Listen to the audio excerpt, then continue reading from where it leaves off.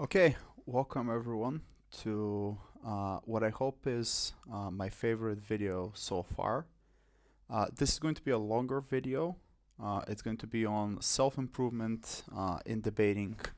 Basically, it's going to be a roadmap to how you can improve as a debater, even if you have zero resources, you have no debater club, you have no knowledge of like how to improve yourself, or it's basically applicable for also people who are somewhere in the middle who are struggling to break. It's applicable also for people who are breaking but would like to break deeper. The only people that might be not applicable is like the very small amount of people that are already on the top level of their debating journey. But even those people could probably benefit from this. So today I'm going to talk about many different things about how to self-improve. I'm also going to link in the comment section below this Notion document. Don't worry, there's also going to be a Word doc, a Google Doc version of this. Let me open it here so that you Google Doc lovers can also see. Here it is. But the reason I choose to use Notion is I really like this tool. They're not a sponsor yet. Hopefully one day they might be. And that it's like very cool in terms of design and in terms of writing and combining things. So let's get started with the first and most important thing. And by the way, you don't have to read everything. You can read it later as your own. The idea on your own. The idea is I will be talking here about the different points, but also be sharing some of my thoughts that I really can't necessarily put to writing, or my thoughts that are based on personal experiences that I've had. So the number one thing, and it sounds super, super obvious, is that people don't really set goals for them. What I mean by this is people either do debating because of like, yeah, I just want to do it because, I don't have anything better to do. Or, yeah, I'm just doing it because, it's kind of fun. Or, yeah, I'm just doing it because, I want to break. Without necessarily thinking why it is that you're doing this game or why it is that you want to do it. And I think here, most of the problems and most of the frustrations arise from here, from not having this very specific thing that you can basically gives you the why you're doing this. Because maybe, for example, you might not have a goal in debating. Maybe this isn't something that you really, really value that much in comparison to other things. So maybe then you shouldn't really worry or struggle that much or care if you don't see any improvement. Maybe you would like a goal that's very like medium, like let's say let's break at the tournament or something like that. So it's very important for you to allocate what this goal might be and what are your reasons for doing this. So here I think I divided goals basically into two broad categories. The first is debate related goals and the second is personal goals. So let's start with personal goals because I think this is what people really don't really think about that much, but it's kind of very relevant. So from debating, and especially if you are a new person watching this, you can get a lot of personal improvements, personal skills that may improve your life. So let's say, for example, better presentation skills, speaking in front of public, argumentation improvement. And honestly, I've learned more from debating and the game itself for my professional work than everything I learned in high school and university combined. Probably the only thing that was much more important than this is learning like how to read, write, and learning a second language and things like that. But then after that, all of the critical thinking skills, all of the being able to basically consolidate my ideas and express them verbally so that people can understand them, and all of these type of things really allowed me to improve myself. And I think there is this stereotype in debating where people just like go to tournaments for about a year or just go to debating for a year, people get most of their benefits, whereas in reality it's not like this.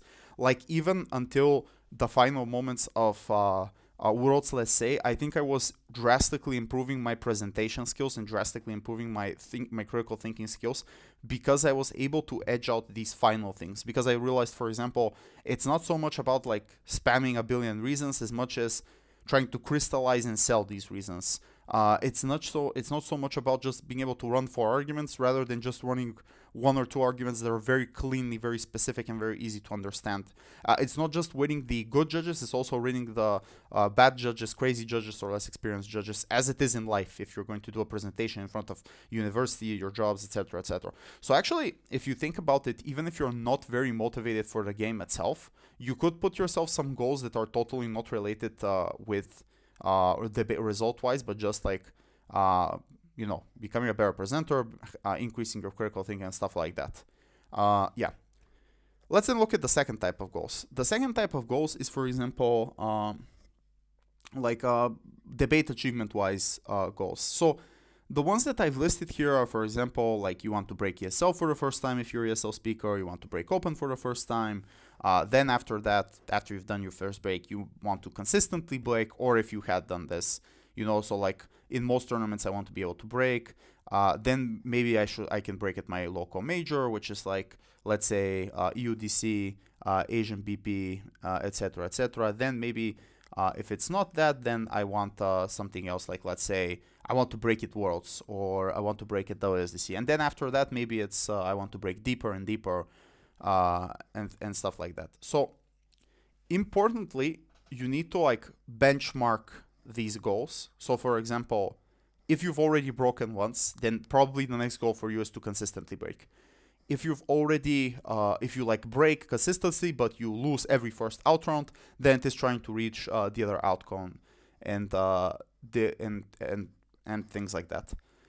It's important to define the scope, because, and I think this is what people really, really get wrong. The deeper or the bigger your goal is, the bigger the commitment you have to do. So let's say if your goal is just to break, that's a fine goal. I think that's something perfectly fine that you could do with maybe allocating 2 to 3 hours per week to do that. If your goal is, however, to break at Worlds or to break deep and things like that, then yeah, maybe you should allocate a lot more time into doing this. But also you should measure the goal you have to the to the level that you are right now. So for example, if you've let's say never broken so far, and you want to put a goal, I will break at my next WDC, chances are you're probably not going to break. Not that your chances are zero. Don't get me wrong. Obviously, there are exceptions to this rule. I think I am also an exception to this rule, because at my first ever Worlds, which was online albeit, I was able to break and reach open quarters even. So I did skip some of the steps before that. But chances are things are like that, which means that you need to look at also little incremental improvements that you may have. For example, you may want to increase the total amount of team points that you have per the competitions that you're doing. So let's say in any case you're not breaking, it's just a bar that's too high for you. There is a significant difference from you ending the tournament at 4 points and ending a tournament at, let's say, 9 points or even 10 points, but you missed the break on speaks. There is a margin between these two things, and you can also set goals that are, for example, I want for this tournament to have this many speaks. I want for this, not speaks, but team points. I want for this tournament to have this many team points. A note on speaks, I think this is a horrible metric, because people usually give out speaks based on vibes without necessarily looking at the bracket. Personally, when I judge, handle this very, very thoroughly, and I look at all of the brackets, and I ask my panelists, do you think they're in this bracket? And we even argue and sometimes have debates over that. But the point is that team points are things that you can much more control. Cool. Why is it important to have a goal? Basically, this is a hobby. And like any hobby or any ambition that you have, let's use the word ambition, you want to basically improve. You want to get better at it. The problem is there are going to be many hurdles along the way, and that's the unfortunate reality. If you're ESL, people are just going to EPL you, they're going to strawman you, they're going to screw you over. If you are a woman or a gender minority, you may face discrimination based on sexism and things like that. This is just the unfortunate reality of things. Even if you are like super like privileged, let's say you're from, I don't know, random Ivy League institution or things like that, there's still just going to be people that are better than you that are going to beat you, especially if you're just starting off. And the way the game works is that actually the break is pretty hard. Like a very high percentile, a very low percentile of teams actually break. So the bottom line is you're going to have a lot of hurdles in front of you.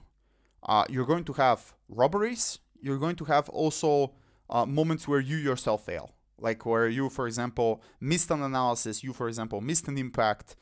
You, for example, totally like misinterpreted the motion and you ran a crazy extension and things like that.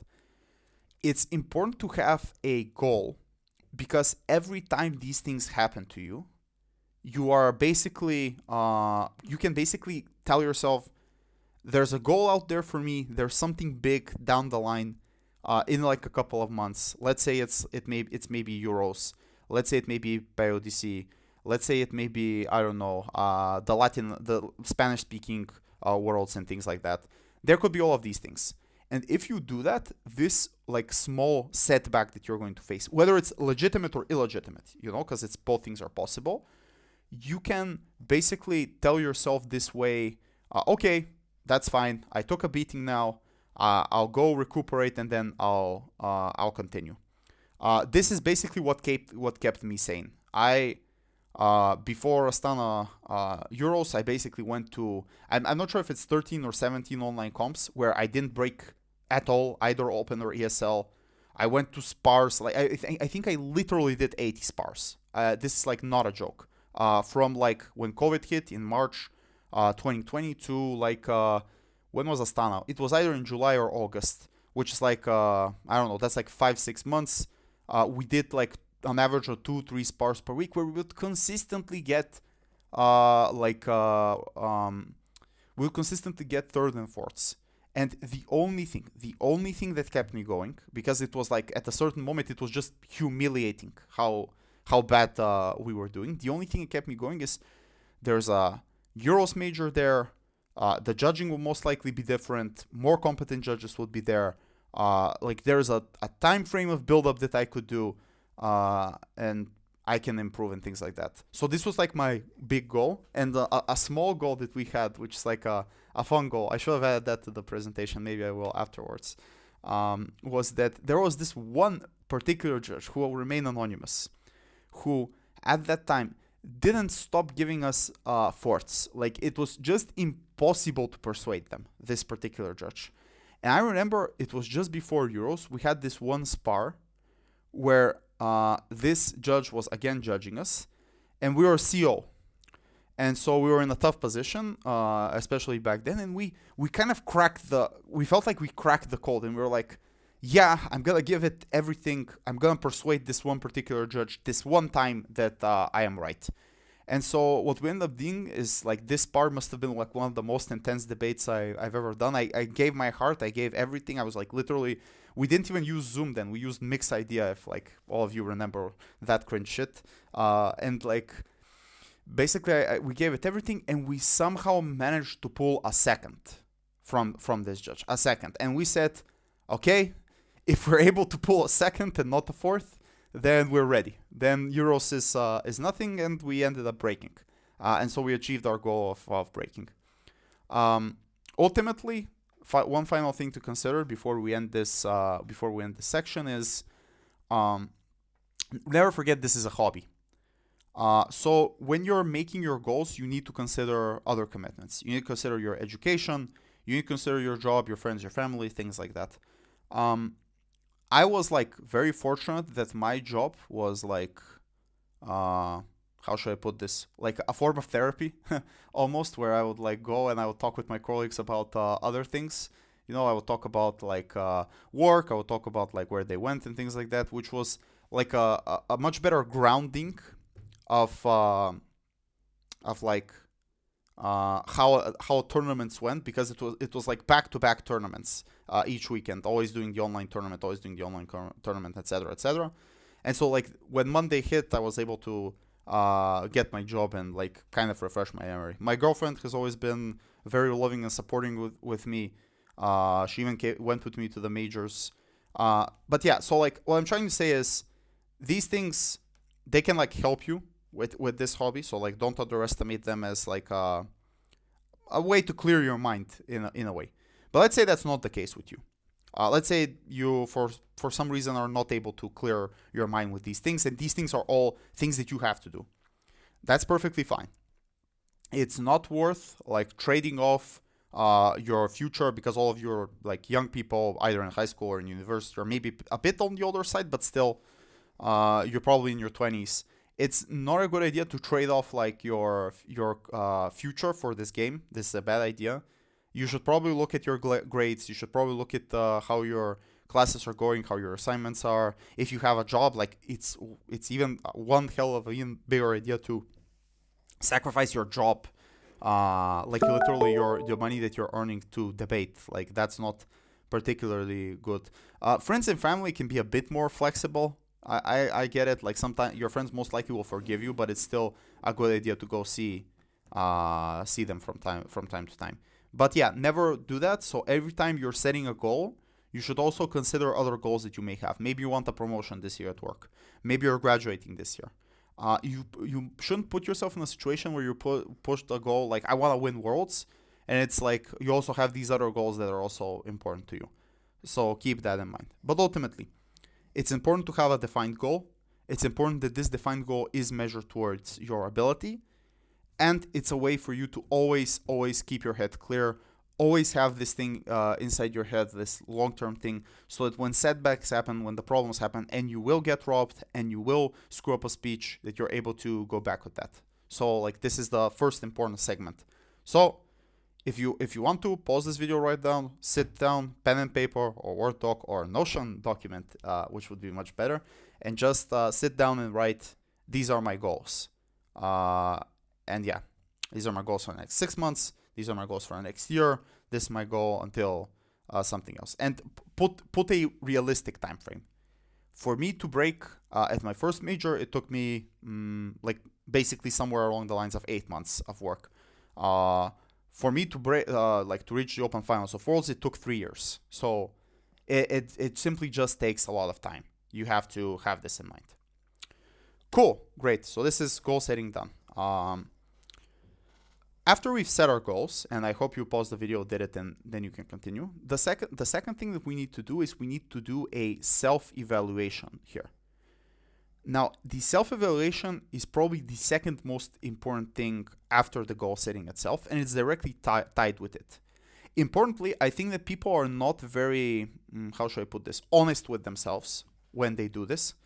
So it's important for you to be that honest towards yourself, because otherwise, if you're lying to yourself, you're not helping yourself. You are, in fact, your own greatest enemy, and because it stops you from doing this improvement. So I basically created this like self-evaluation spreadsheet that's pretty cool. Me and my partner Alec actually created it like for Belgrade Worlds. Like I think it's 2 years ago now. So this thing is pretty old. But basically it has two components, skill evaluation and topic knowledge. So let's open it up and I'll elaborate a bit more on it. It's here, it's linked, it's in Google Docs so that you can, it's in Google Sheets so that you can check it out. So let's go here, debate related skills. Basically it's nothing more complex than any other spreadsheet. Like don't get shocked or something. That has like on column A, it has like the different types of skills that you have, like framing, analysis, impacting, rebuttal, strategy, prep, handwriting. For example, this is like things that I have written down here. You can also add some other things. And then conveniently here on the B column, these things are broken down. So let's say we take framing. There are sub skills within them. Outframing other teams' clashes, generating reasons for each frame, because you know you have to prove the frames, and selling the frame to win the debate. For analysis, knowing which premises to analyze, mechanism generation, analysis delivery. So like which burden should I prove, how to prove each burden, and how we deliver the analysis within the debate. Impacting, not forgetting to have impacts, prioritizing arguments based upon impacts, fleshing out impacts, and etc. etc. So you can more or less see how this goes. Then on the C column we have the level, which is like at what level you are currently are. There must be some kind of justification for it. So in the D column, so here for example I added I can always generate reasons for generating reasons for a frame. Here, so this is like what my own personal perception is. Here, for knowing which premises to analyze, judges told me many times that I analyzed the wrong premise. This is like a justification that I have. And here on the bottom side where you can see like handwriting, writing so partner can see the notes. Below, like I've written it like below average, need to improve. And basically the justification is he can't read. Yeah. Obviously I didn't fill all of the cells because this would take like way too long to do. But that's basically the D column. And then after that in the E column, we have like what is the target on improvement. So like I said, it must be incremental change. So if, for example, something needs improvement, then the next thing should be good but can improve. If something is like, let's say here, below average, need to improve, then the next step is definitely need to improve. On the right side here, there is like a legend where I've divided them up. So the best is basically does not need to improve. After that, good but can improve, needs improvement, definitely needs improvement, below average, need to improve. And for each of these, it basically goes along the lines of your skill level is at the level where if like debating were to be based upon this one particular skill, you would be able to consistently break with like and perform well with some luck in out rounds. So like you would basically be in the top, I don't know, 15 percentile of debaters if you are here with this particular skill. And after that, it goes downwards to you are actively losing because you don't need you don't have this skill. So if we take the most basic example here, which is analysis, right? Like just proving arguments. If you're able to be at the level at this, where you can always prove your argument and always meet each of these burdens and give explanations for that, and we take away all other like abilities in the debate, there is no rebuttal, there is no impacting, there is no POIs, there is no whatever, and we just measure team based on the analysis, would you be able to go in a room and beat all of the other teams by just having the analysis? If the answer is yes, then you don't have to improve in this argument, if you were to theoretically isolate this. Then, if we go back, but however, let's say we switch the situation. We say, would you be able to like even have a chance? Is your analysis so bad that you even have a chance to contend with this? And the answer is no. And the answer is yes. The answer is no, sorry. Then the level of which you are is so bad that you directly need to start improving in this particular thing. So you directly need to allocate all of your resources, all of your time to doing this. So basically, here the thought experiment is, if like debating were to be on how good your handwriting is so that your partner can see it, like let's say you have no speech and you have to write a sheet of paper and give it to your partner, my partner would not be able to break. It would be horrible, which means that this is something that I need to work on incrementally right now. So this is the tier list basically. In an ideal world, most of these things in order to break need to be either green or what is this? What's this called? Orange? Is this orange or beige? Sorry, either green or blue, with like some beiges here and there. But yeah, it's important here to be self-critical. If you're, for example, new and literally everything is red, like you think you are, if you had to do this thought experiment, you think you are bad at everything, that's perfectly fine.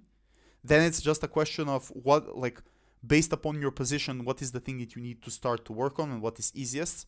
So let's say if you're a first speaker and everything's red, it's good to start working on the analysis because that's the most basic things. If you're a second speaker and everything's red, it's good to start with rebuttal because that's the most basic thing and easiest to develop. Justifications for each of these things can be direct judge feedback in the best case. So the best would be if a judge is able to judge you like a couple of times and give you if they give you the same feedback, then they see a pattern, and that pattern later you can see that okay, this is a problem.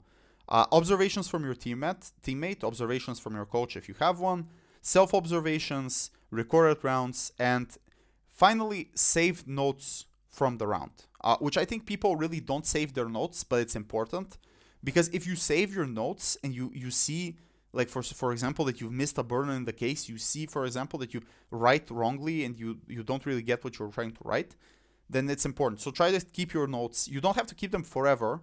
You can also just take a picture of them as well, like after a round, and throw them away. That also works. But try to look at those things as well. Recorded rounds is also like a good way to improve. You can record either your prep like with a dictaphone, or you can record your speech, or your partner can take a video of you. That's also a pretty good way to basically have a reference point in order to do this. It's important to have justification so that you're not doing something wrong. This is especially important if, for example, you may have a big ego, let's say, and yet you don't really believe that you're bad at something, but in reality you are pretty bad at that thing. And in order for you to justify it is via these things, and write them down and then update them, which is actually what column F is. So, and this, we're going to talk a bit more about this in later parts of this workshop, but basically the gist of it is, let's say you set the goal and it's been like a couple of months time, I need to improve in this and this. Then you can come back to this cell and you can say, did I achieve this afterwards? Yes. Again, what's the justification for it? Well, for example, in the last comp I did, after doing like 5 of them, I finally able to always prove my argument. Thus, I think I finally moved to either the good but can improve or does not need improvement category. And that's basically, that's more or less it for this. It's a pretty cool tool. I advise everyone to use it. If it's also super overwhelming, there are that many things, start with the basics. Like, just start with, like, delete everything. Like, make a copy of this. Obviously, you can't edit this, but make a copy of this, delete everything, focus on, like, the most basic thing and try to improve that. You don't need to go crazy like this and look at all of the skills and sub-skills. This is just, the idea of this is just to give many people different things that they can work through. And you can also add different skills and sub-skills as well if you think that's necessary. Second sheet is motion type. And this is pretty interesting. So basically the way it works is there are like different types of motions on different, let's say, spheres. It could be like literal spheres, so like, let's say politics, economics. It could be like geographical territories in like that are important and come up. So it's good to evaluate this. The way I evaluate this from 1 to 10, what your level of knowledge is, between what you think you are in terms of understanding and what your partner thinks you are in terms of understanding, because that way you can like find huge discrepancies if there are any. So yeah, then you can go here and you can write basically like what is the disagreement. So like if you are the partner, let's say, you're not the person who is evaluating this for themselves, you can like write in this section here why you think that is the case, and why you think the person doesn't actually understand that much what that person believes to be his or her level or their level. And then you can also add this. Both of you can do what types of sections is where the knowledge is limited. It could be the case that you're limited 100%. But let's say economics, you say you have like a good, okay understanding of it.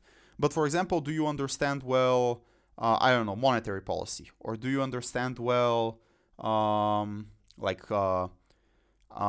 export-based economies? Do you understand well, I don't know, fiscal policy and things like that? And then if you write these things down, you then have action items, and this is column F, in terms of the next steps that you want to do. And these next steps can be like,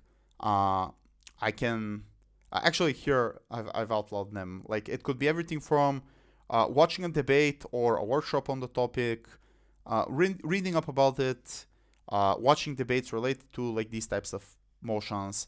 Also, writing in serious posting is also pretty cool. Like I remember one time I wrote about Southeast Asia because I had literally zero information, and many people told me things about, and making sure you follow like relevant YouTube channels that are for the topic.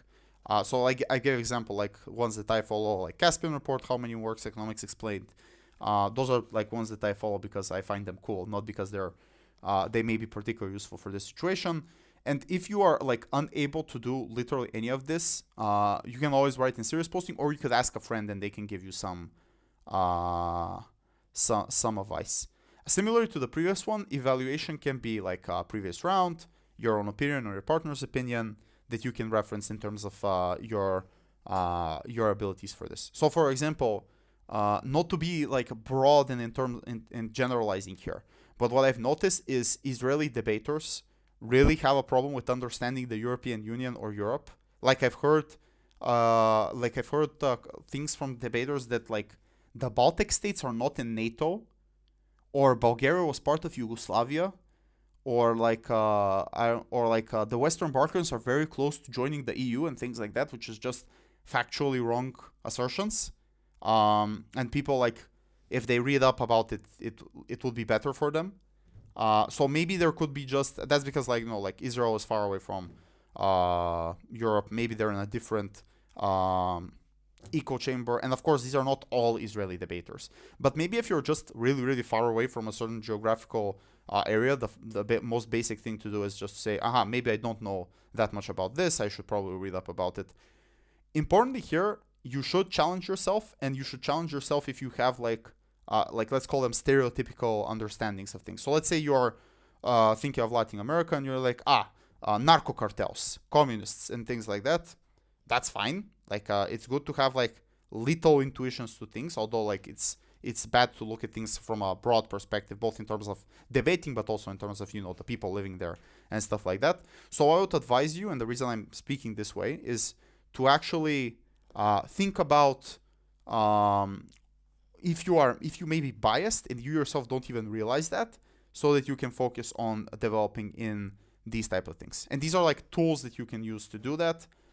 It's actually very effective in grounding yourself in your abilities. You can also once you take a look at these things, maybe you could remodulate it, change it up. You can post it in the comment section so that other people can see it as well. But yeah, the idea is just make a copy, guys. Reevaluate yourself.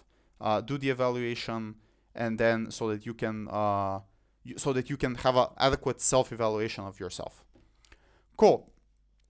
This is the part 2. This is the part 2 section. Before we get into part 3, it's important for you for each of these parts to actually like pause the video and try to do it. So it's important for you to develop it. But third point will be the types of action that we can do to develop ourselves. So basically the third point here in your plan should be basically the types of action that you can be doing, or basically the types of things that you could do in order to improve things. And honestly, think of this, I know this has kind of become a cliche in debate, but think of this as if you're going to the gym, where basically you just have to get started. You just have to, hold on, my dog is here.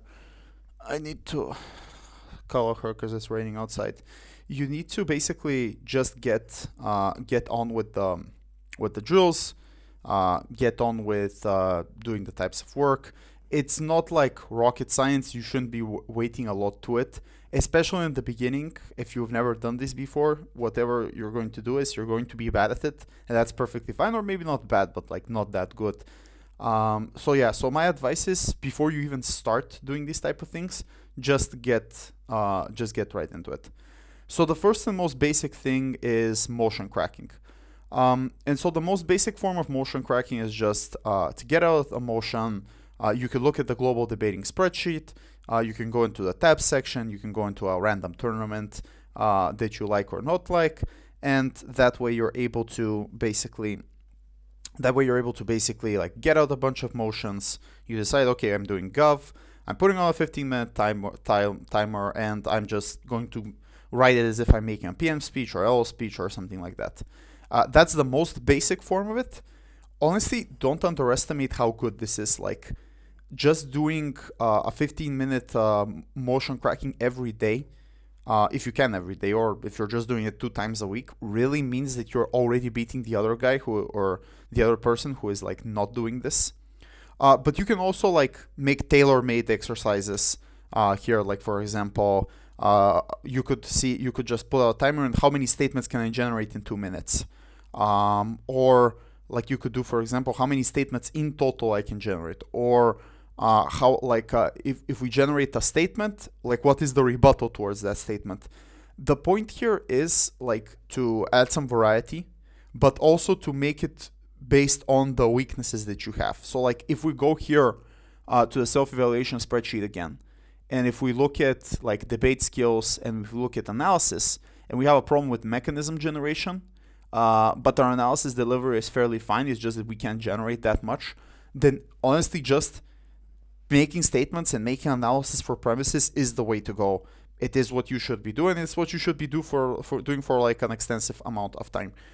This is actually what like the channel is about. Just taking like some cases, building them, responding to them, thinking of reasons for different premises and stuff like that. This actually gave me a good idea for a video. Let me just note it down. This is actually pretty cool.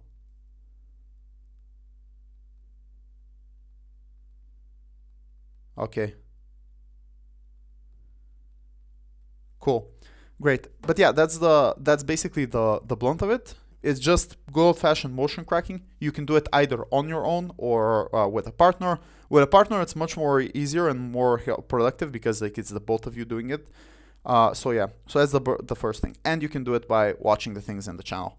The second thing is sparse. Now, from what I understand, sparse groups aren't that big of a thing as they were during the pandemic. Like during the pandemic, it was crazy. It was crazy how many sparse groups there were. It was like literally there was one sparse group for Europe, then there was one sparse group for North America. We debated in both. It was pretty cool. But basically, like the way you should treat sparse is exactly like that. It's sparse. The biggest problem is like people go to sparse and they like do it in order to win, or like they get preoccupied with the victory. But in reality, the point of a spar is to actually train the specific thing that you're going to do at the spar, even if you lose. Think about it this way: like you could probably like make an argument, right? You can probably build a case. But for example, maybe you suck at impacting, or for example, maybe let's give another example. It's not a first speaker example. Maybe you're good at rebuttal, but your weighing is bad. So what you need to do is whenever you do these spars is you need to like challenge yourself to do one specific thing in order to improve in that one specific thing. So what I remember my partner did before was he basically did an entire whip speech at a couple of spars without giving a single piece of rebuttal, because he was like too trigger happy with the rebuttal and he didn't do any weighing.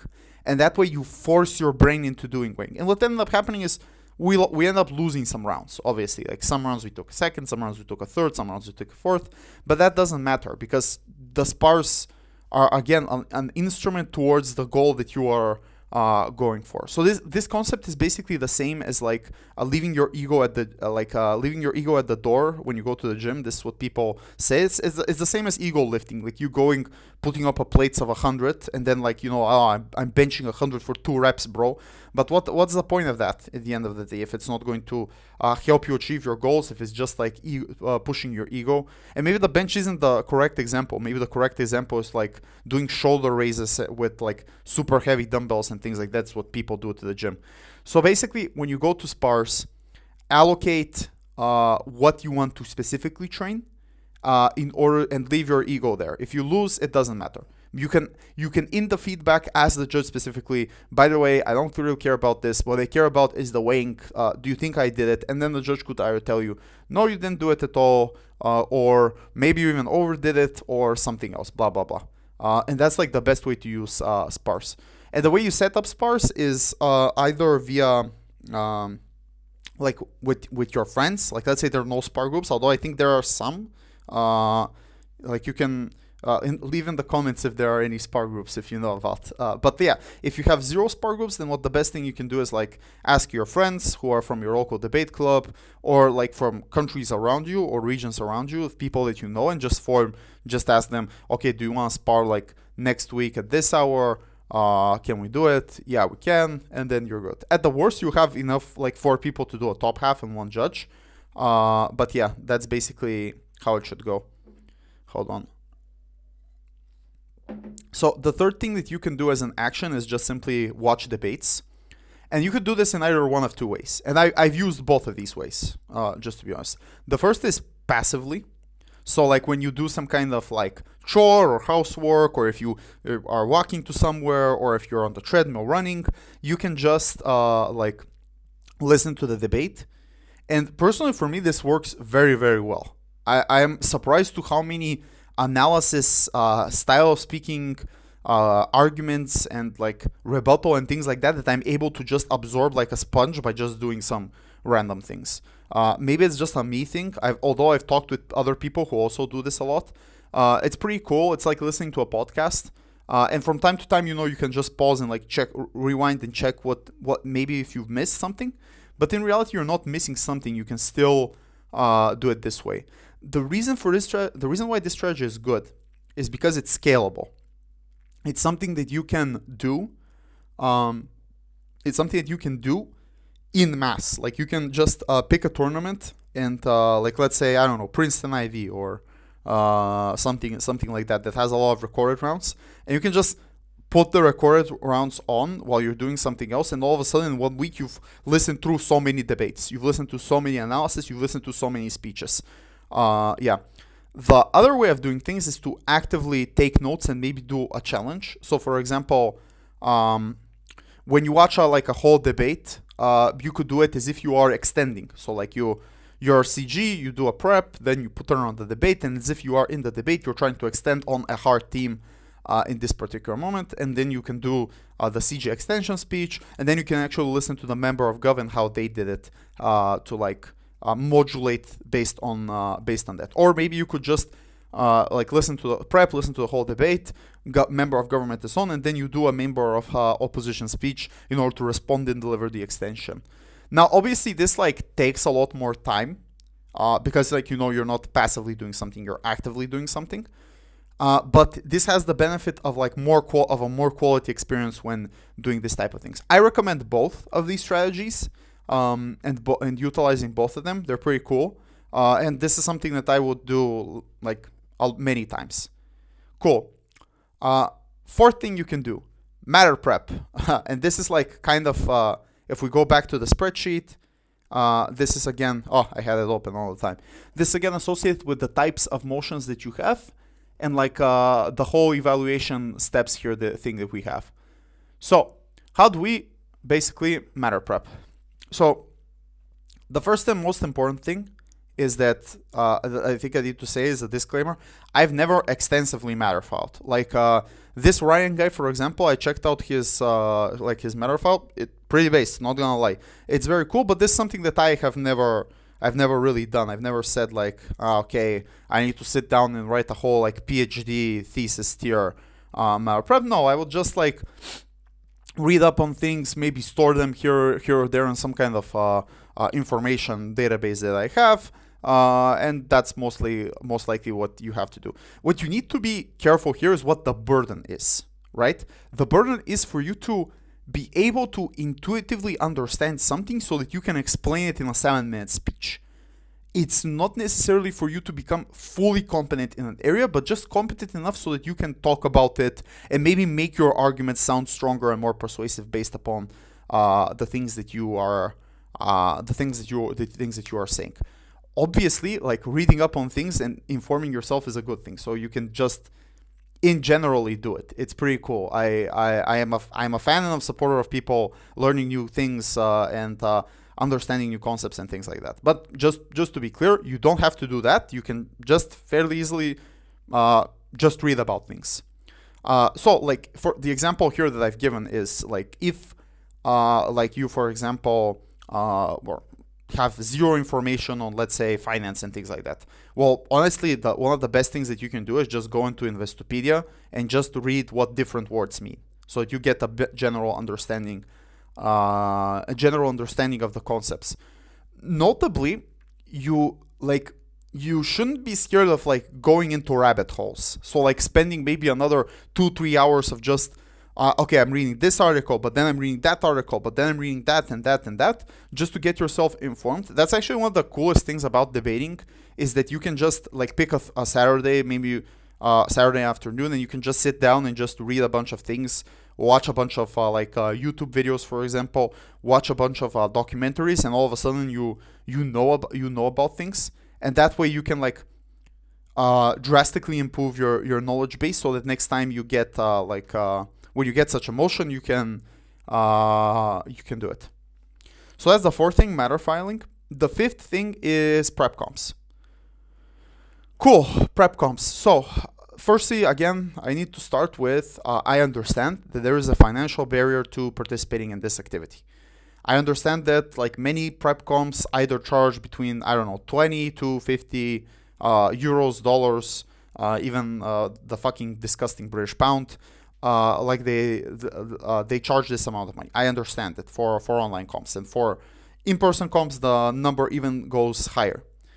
However, there are still some things that you can do, even in this worst case, when you don't have money, where you don't have resources, to be able to basically do this prep comps. The first and most basic thing is judging, and I think speakers, it's either on one of the two extremes. Either people become total career judges and the only thing they do is judge, or people don't judge at all because they view it as boring. And obviously there's like a middle ground between these two concepts that I think honestly both sides would benefit, like career judges from speaking a bit more and speakers from judging a bit more. The general rule of thumb is for every 4 competitions to judge, and the reasoning behind this is it increases your understanding of the game, both in terms of you being able to, for example, talk with competent judges and see the way that they think. Also in terms of like different discussions and seeing how like actually little things are the ones that influence whether or not a call goes in one direction or another direction.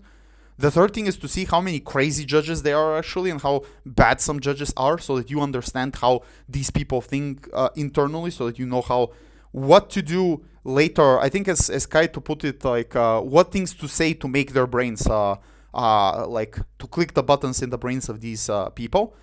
But also like just to see a bunch of good speeches. Like if you are not that good to, for example, reach the higher rooms, judging is actually a pretty accessible way for you, for example, to judge, to be put as a wing, let's say in a top room or a second top room, and actually see some very good judges doing it this way.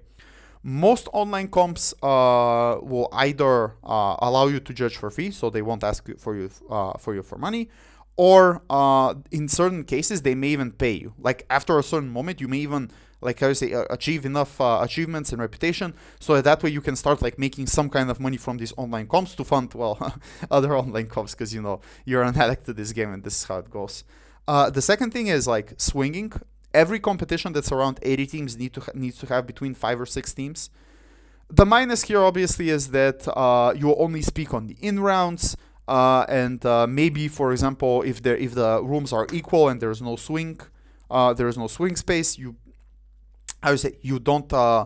can't necessarily speak, so like your speaking isn't guaranteed, but you don't pay any money. You're just swinging at the comp, and you can basically debate for free in these particular moments. And sometimes, like if you're lucky and the previous swing was some kind of strong speaker, you can get up very high rooms to gain the experience. But yeah, this is something that if you can't afford a comp, you can just sign up to swing. And finally, you can just ask for a waiver. And here, convener room will open up for a second. So I've been convening like I think 5 online comps so far, and my biggest pet peeve with this is like literally some people just straight up ask, "Hey bro, can we get a waiver? Or are there any waivers? Or is there a stipend? Or whatever. Guys, put some effort into this stuff, right? Write me an email, explain to me your situation, explain to me what other competitions are you trying to do, explain to me your goals, what you're trying to achieve. Are you, for example, have you, for example, secured funding for a regional major or for Worlds, and that's why you want to like receive this waiver? Are you, for example, like doing debate because you really, really love it, and that's why you should receive the waiver? Many people just straight up like just write this stuff and they're like, yeah, I'll try here, like minimum effort. If they say yes, they say yes. But like honestly, the people that I'm giving the waiver the most, or the people that are most likely to receive a waiver, are the ones who actually explain to me comprehensively and give me arguments as to why I should give them the waiver. So please, when you are doing this, put some effort into it. Try to write it more substantially, so that people understand it. And of course, not all competitions have a waiver system, but it doesn't hurt to ask. Maybe some people will give you a waiver that way and you can participate. Maybe they can give you a partial waiver and things like that. So here is the thing. So this is like different things that you could do if you like don't have the ability to participate in prep comps. However, if you have the ability to participate in prep comps, I really support you doing this. Maybe even go crazy with this stuff. Maybe, for example, do in the spring, I don't know, 10 prep comps or something like that. The reason for this is like there's a learning curve that really scales the more prep comps you do. And you should treat the prep comps similarly to how you treat spars, in a sense that, okay, at this prep comp, I'm going to train just wing, no rebuttal. Or at this prep comp, I'm going to train this thing, etc., etc. The reason you're doing this is, again, the prep comps don't matter. No one cares. So, for example, before Madrid, the 2 prep comps I did, I lost both quarterfinals. It didn't matter. I broke first later. And usually these prep comps don't have the best judging, unfortunately, because it's hard to get online. A lot of online judges and things like that in today's day and age, although like some tournaments are able to, like Sofia Open, for example. More information to come. But the point here is that you just need to like go do it, grind it, and you need to have like a plan and a structure on particular things that you want to work on in order to improve yourself in the best possible way. The way you find actually do I have it here? I probably should link this up. Is like the global debating spreadsheet, where, for example, I'm assuming that people also who've never like been to a tournament or something like that have are also watching this. So here, like, you can check what are the tournaments are. In red are marked like major tournaments, so like tournaments that are I think above 80 teams. And so here you can just check out different competitions that are throughout the year, and you can just drag for them and debate. Some of them are in person, some of them are online, so you have to keep that in mind. And also, like, there are in-person comps that you can do, but keep in mind, ultimately, if this is for the sake of debate improvement, and you are,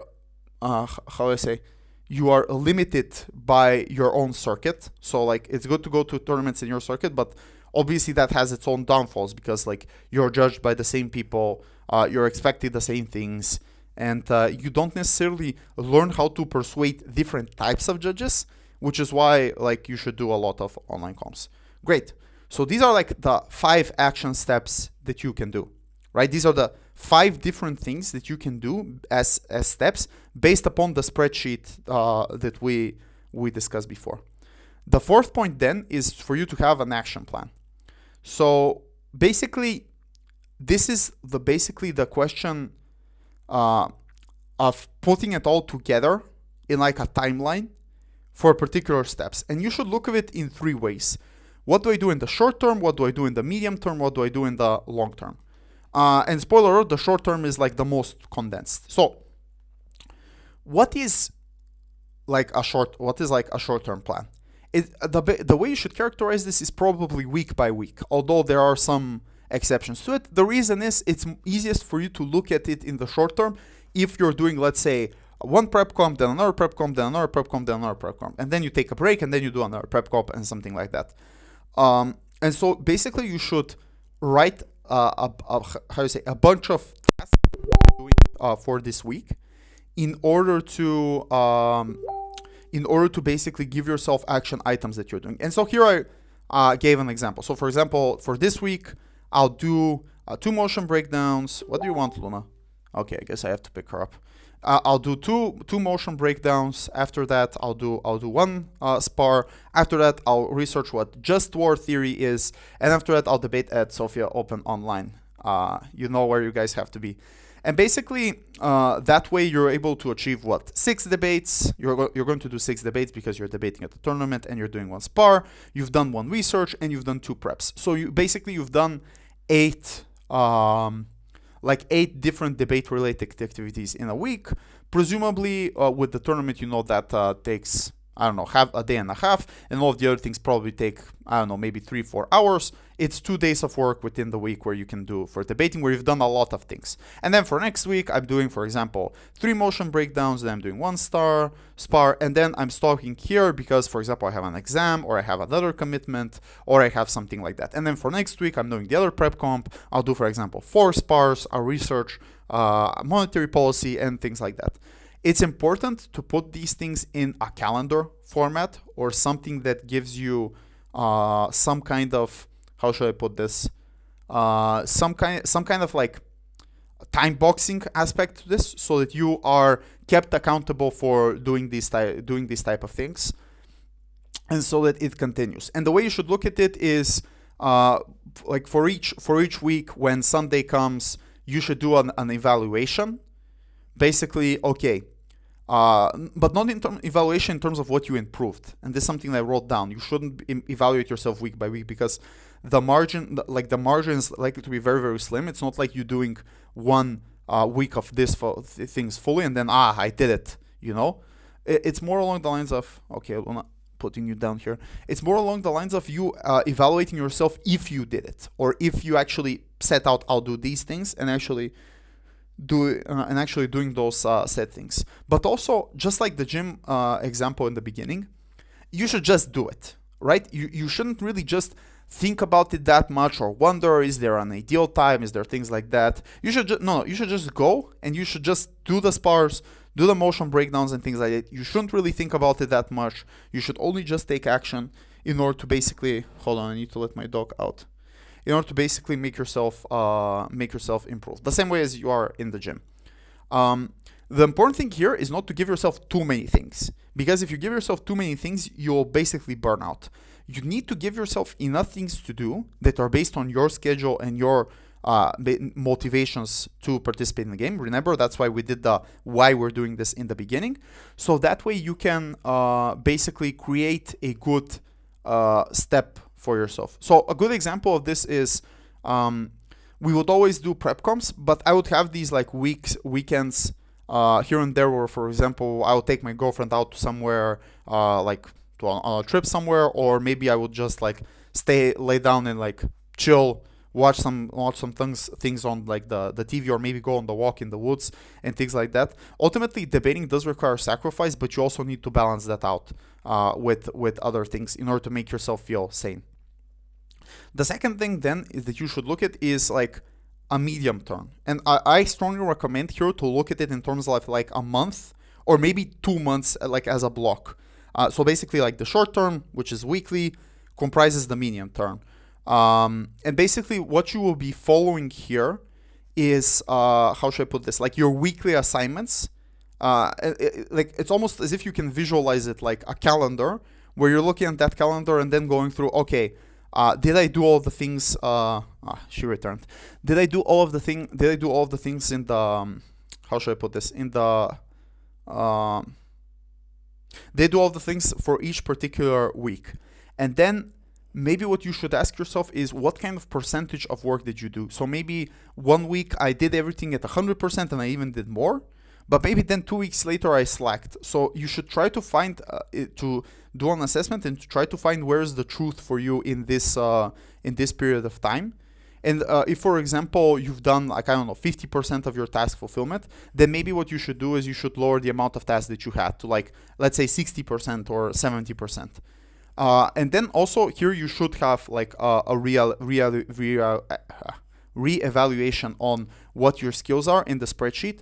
So, for example, if for 4 to 8 weeks, you've set out the improvement area to be analysis, and then you go to like the spreadsheet, and then you ask yourself, okay, what is the proof of that I have improved in this? And then you can write, well, maybe it is the fact that in spars I'm able to constantly have an argument, or maybe I've improved the total amount of reasons that I can generate, or I've improved the speed of which I'm able to generate, let's say, new ideas and things like that. It's good to have this evaluation so that you can move yourself within the spreadsheet. It's important to be critical. Don't think you should also account for things like, for example, maybe if the motion was too easy, maybe if the position allowed for it and things like that. But if in general you're having an improvement, then you should note it down and you should do it. So like these are the blocks that encompass the short term, and here's where you should do evaluations. You shouldn't do it in the short term because you shouldn't change things week by week, but after you've done a concrete block, then maybe after and evaluate yourself and you said, okay, I did see improvement, then maybe you can focus on something else now. Or if it's the case where you haven't seen improvement, then maybe you should ask yourself, okay, where's the problem then? Maybe I need some help. Maybe someone needs to look in front of how my process is. Maybe I need to think of things differently. Maybe I need to try out something else. And finally, you have the long term, which the long term should be your big goal. Like the big thing that we're talking about, whether it's like breaking at your local majors, whether it's breaking at WDC or WSDC, something like that. This in itself, it must be basically the essence of your long-term priming, and it should end the moment which the major is done, or maybe like major is over and then a couple of days later you do an evaluation. It's important here to also, like, how do you say, to also give yourself the space, when you're evaluating your performance and when you're doing this type of things. Because, the majors can be quite emotional. Maybe, for example, you didn't break, or maybe you didn't break where you wanted to, or maybe you broke but you lost an early out round. So you need to actually give yourself some space to think about these things.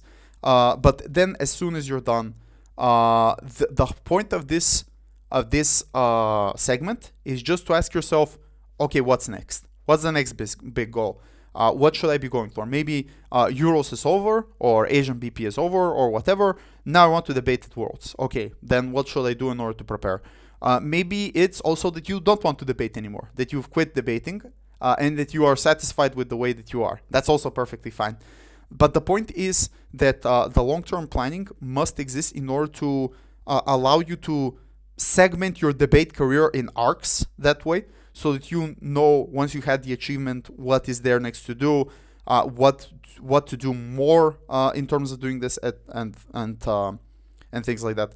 Just to illustrate and how this ties together, after Korea, where we reached open quarter, I had a new speaking partner, so that was Alec for Belgrade, and the big thing there was we couldn't really win that many like out rounds in the prep comms. So like my goal was, since I wasn't really that confident in my ability, or not that I wasn't, but it didn't seem like we were completely destroying the competition. Like the goal was to at least reach a semi, so that we better the achievement of last year's, where we were at quarter, which we inevitably ended up doing. And then after that, for Madrid, it was just open final or victory or nothing. That was like the way that I put it. And after that, all I had to do was create the action plan in order to improve myself more and more. So yeah, so this is basically how you should look at it. The best way this works is literally make a calendar, put like the different tasks there, and then reevaluate it. And yeah, so all of this is fun, but there is like the huge elephant in the room, which is, how do I keep myself committed? And oh boy, isn't this like the $1 million question? So before I answer it, let me drink some water. So, as all things, like it's very hard to stay committed, and it's very hard to stay committed for a very long time. The first and most important thing I want to say as a disclaimer is that it's perfectly fine for you to take a break from the game. Actually, it might be even beneficial. Many Bulgarian debaters in their career took a break from the game in order to like cool off a bit, chill, and improve. I personally didn't. I've never done this. I always was trying to stay in debating and trying to be better and things like that. So maybe this was a mistake on my end. But if you feel like you need to take some time off, that's perfectly fine. Maybe you could do things like judge. Maybe you could quit the game altogether for 3-6 months. But yeah, that's perfectly fine. The first and most important thing is, and like I said in the beginning, is to have a clear goal. If you have the clear goal, if you have, okay, I want to break at WDC, that's my clear goal, then when you receive the forts, or when you receive these problems, you can just basically bite your teeth and you can stick it through, right? And you can cope with your partner this way as well. You can both tell yourself the major is going to be different. There's going to be better judging. This doesn't matter. This is what I've done, like basically at 100% of the majors that I did, where I wasn't satisfied with our performance. It was also due to us not being that good, but honestly, it was also due to judging being scandalous. And what really benefited me was just reminding myself, okay, at the majors, there are better judges. It's a major. There are multiple fail-safe mechanisms. Plus, this is why I'm doing it. I can improve until there are 7 more weeks, 6 more weeks, 3 more weeks, etc., etc. So basically, having this goal really encapsulates and grounds you into this thing. The second thing is that you should try to find value in improvement, in the incremental changes that I talked about. So this could be, for example, maybe you didn't break right off the bat, but your speeches have become much more clear, much more understandable. Judges no longer discriminate you against how you explain things and how you do things like that. Maybe you like, for example, break and you lost a quarter or things like that, but at least like you made your first break and stuff like that. It's important to track and see these little improvements in order to make sure that you yourself have these like little bits and pieces of happiness that you that make you basically feel good about yourself. By the way, it can also not just be like a debate, like in terms of like debate skills. It could be just a clever argument that you made. It could be just a fun intro that really grabbed the room and things like that. You need to basically find meaning in these little improvements that give you this meaning. And improvement is about the aggregate. It's not so much about the highest highs and the lowest lows, right? It's not so much about you going to the top room and then magically beating all of the teams and feeling good about yourself. And it's not about you maybe not breaking at the tournament, losing, and you feeling super, super bad about yourself. It's always about trying to look at what is the aggregate and what's your performance, and whether or not, for example, you did better on these types of motions, whether or not, for example, you for example are now better at X skill. You should find meaning and value in these type of things. And honestly, the things do scale up. In the end, when you reach your goal, whatever this goal may be, you're able to look back and then tie the dots and see how each and one of these spars, each and one of these trainings, each one of these motion crackings really did lead to your improvement, and you should be happy with that. Not just in debating, but also in life. And finally, you have to remind yourself why you're doing this. And here, it's good for you, for you to pause the video, maybe if you didn't answer segment 1, but truly ask yourself this question: what is your intrinsic motivation? What are you trying to do? Are you trying to, for example, prove yourself to someone? Maybe internally in your society, because everyone thinks you don't have it in you. Are you, for example, trying to be the first person from your community, country to break at Worlds?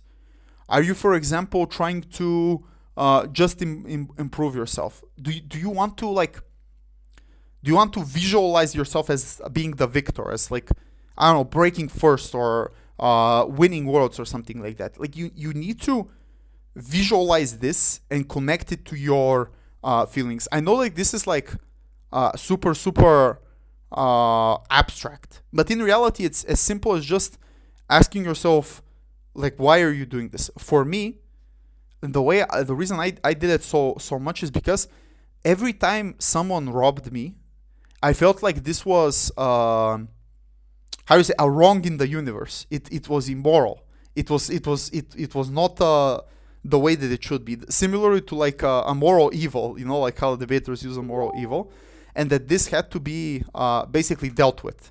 That this had to, like, there has to be, in the end of the tunnel, some kind of like justice towards this, some kind of justification. I know this is like a super hater motivation. Maybe it's not, it doesn't fly really well with many people who are like, oh, we have to be friends and things like that. But honestly, this is how I felt every time I got robbed, every time I got beat by teams that I didn't think were better with me, but were just, more reppy and stuff like that. So basically, instead of, like complaining, and instead of, saying, the system is rigged, I just I had this concept, and I told this to Alec, my partner, and Nick as well, of diamond hands. Like if you just punch the wall so many times, your hand becomes as strong as diamonds. And so this is ultimately what I ended up doing. Like I just sat down, did more preps, did more spars, did more of these things, until finally I was able to achieve like the goal that I didn't even really have, which is like breaking first in worlds and being like, okay, so it can be possible, especially since I felt that things weren't wrong. So this is my motivation. Yours can be something totally different, but you should really think about it and really ask yourself what gives you the fire to not, like not just go up and do a speech. It's like, hello, today I have 3 arguments, blah blah blah. But really, what motivates you? What wants you to makes you push also your emotions internally within the speech itself. Cool. That's it. That's basically the way you should do this. To recap, it starts with the goal. Then it's a self-evaluation. Then it's what are the different things that we can do, setting out the plan and keeping yourself accountable to that plan. Everything in this channel is also supposed to supplement you towards this particular goal or journey that you have. It will be pretty cool if like years later people watch this and they comment like, this is why I was able to break at X major. So that will make me really happy. So if you're watching this in like, I don't know, 2025 or something like that, and you think this helped out, please also like not just for the YouTube or write for the comments, but because like if I was truly able to help you, this would put a smile on my face. And yeah, this is it. I really hope this helps. If you have any questions, also write in the comment sections. And yeah, this video took a long time. Hope you enjoyed it. See you in the next video.